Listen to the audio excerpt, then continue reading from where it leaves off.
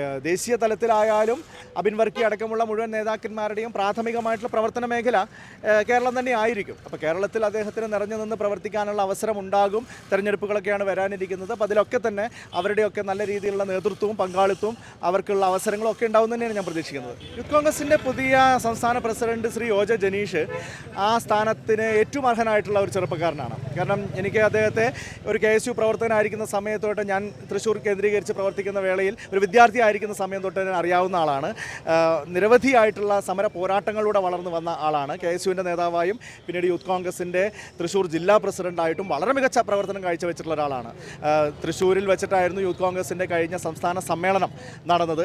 അതിൻ്റെയും പ്രധാന സംഘാടകനായി പ്രവർത്തിച്ചത് ശ്രീ ഒ ജെ ജനീഷാണ്. അപ്പോൾ അങ്ങനെയുള്ള ഒരു മികച്ച യുവജന നേതാവിനെ യൂത്ത് കോൺഗ്രസിൻ്റെ പ്രസിഡന്റ് പദവിയിലേക്ക് കണ്ടെത്താനായി എന്നുള്ളത് തീർച്ചയായിട്ടും നല്ല കാര്യമാണ്.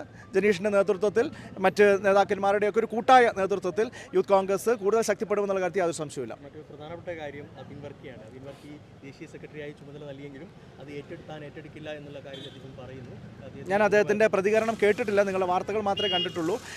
ദേശീയ തലത്തിലായാലും അബിൻ വർക്കി അടക്കമുള്ള മുഴുവൻ നേതാക്കന്മാരുടെയും പ്രാഥമികമായിട്ടുള്ള പ്രവർത്തന മേഖല കേരളം തന്നെ ആയിരിക്കും. അപ്പോൾ കേരളത്തിൽ അദ്ദേഹത്തിന് നിറഞ്ഞു നിന്ന് പ്രവർത്തിക്കാനുള്ള അവസരം ഉണ്ടാകും. തെരഞ്ഞെടുപ്പുകളൊക്കെയാണ് വരാനിരിക്കുന്നത്. അപ്പോൾ അതിലൊക്കെ തന്നെ അവരുടെയൊക്കെ നല്ല രീതിയിലുള്ള നേതൃത്വവും പങ്കാളിത്തവും അവർക്കുള്ള അവസരങ്ങളും ഒക്കെ ഉണ്ടാവും തന്നെയാണ് ഞാൻ പ്രതീക്ഷിക്കുന്നത്.